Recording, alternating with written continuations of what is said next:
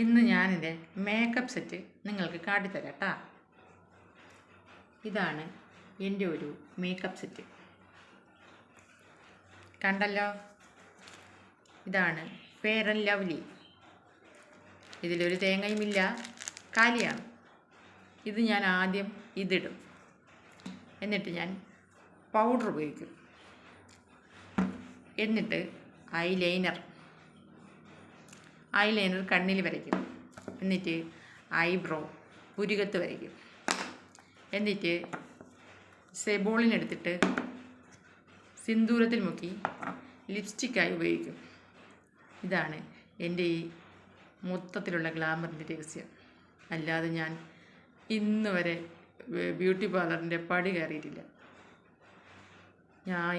ഞാൻ ബ്യൂട്ടി പാർലറൊക്കെ പോയി സുന്ദരിയായാൽ എന്തായിരിക്കും എൻ്റെ ഗ്ലാമറിൻ്റെ ഒരു പവർ?